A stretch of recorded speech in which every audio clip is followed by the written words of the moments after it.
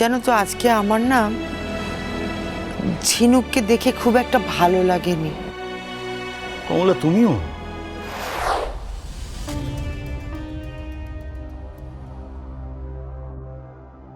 এই নাও তোমার জল।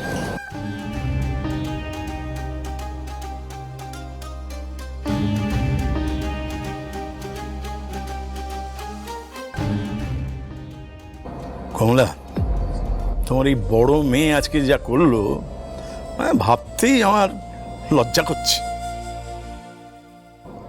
হ্যাঁ রে, তোর মাথা ঠিক আছে?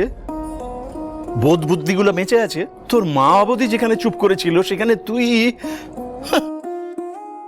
আচ্ছা, তুই যে ঝিনুককে এতটা ভালোবাসতিস আমরা তো জানতাম না। মানে কি বলতে চাইছো তুমি বাবা?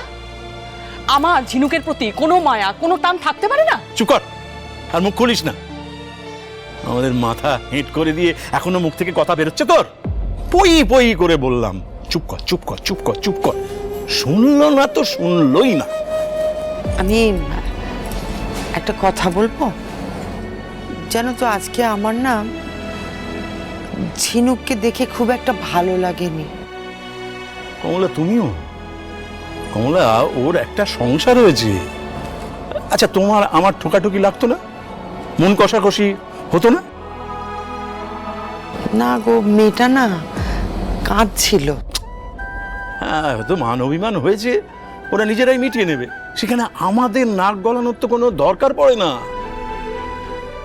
একদম ওই অঞ্জুর সুরে সুর মিলিও না। ঝিনুক ঠিক আছে, ভালো আছে, আর নিজের মুখে সে কথাও বলেছে। ঝিনুক তো ঠিক আছে, কিন্তু পল্লবীর কি হয়েছে? ও তো ফোন ধরছে না আমার। ওকে ফোন করে যাচ্ছি, ওর ফোন সুইচ অফ বলছে। এরকম তো কখনো হয় না, এত দেরি তো কখনো হয় না। মা, আমার খুব টেনশন হচ্ছে। ও সে কি, পল্লবী এখনো বাড়ি ফেরেনি? না মা, আমি তো সেটাই বলছি। দিদুন, মাম্মাম কই? ম্যাথ করাবে বলেছিল। চলে আসবে মা। মাম্মা এসে তোমার সমস্ত ম্যাথ প্রবলেম সলভ করে দেবে। এসো, এসে বসো আমার পাশে, এসো।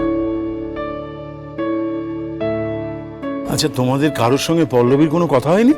না বাবা, কেন জানি না আমার খুব ভয় ভয় করছে, জানেন তো। হ্যাঁ, আমারও খুব খুব টেনশন হচ্ছে। কোথায় গেল বলো তো মেয়েটা? দাঁড়াও, গিয়ে আমি একটু দেখে আসি।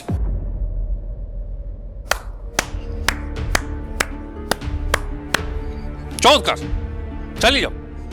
মানে সকাল থেকে রাত অবধি ছোট মেয়েকে খোঁজা চলেছে, এবার রাত থেকে সকাল অবধি মেজো মেয়েকে খোঁজা চলবে। দারুণ ব্যাপার। দুই মহারানী নিজের মর্জি মতো চলবেন আর আমরা তাদের পেছনে নাকে দড়ি দিয়ে ঘুরব। ফ্যান্টাস্টিক। সমর, জীবনে অনেক মানুষ দেখেছি, কিন্তু তোর মতো অপদার্থ দাদা আমি আর একটাও দেখিনি। এইটা একদম ঠিক কথা বলেছো। মানে আমি অপদার্থ দাদাই, তোমার দুই মেয়ে কিন্তু প্রচন্ড দায়িত্ববান। মানে সকাল থেকে যা যা ঘটে চলেছে তাতে তাদের বিরাট দায়িত্ববোধের পরিচয় পাওয়া যাচ্ছে, তাই না? আচ্ছা বাবা, বোনেদের ভালোবাসার রেসপন্সিবিলিটি শুধুমাত্র দাদাদের, তাই তো? মানে বোনেদের কোনো দায়িত্ববোধ নেই। চমৎকার। মানে পল্লবীর হাতে ঘড়ি নেই, ও জানে না এত রাত্রির অবধি ও বাইরে থাকলে আমরা টেনশন করব। তার মধ্যে এই যে এই বোঝাকে নিয়ে এসে ঘাড়ে তুলেছে।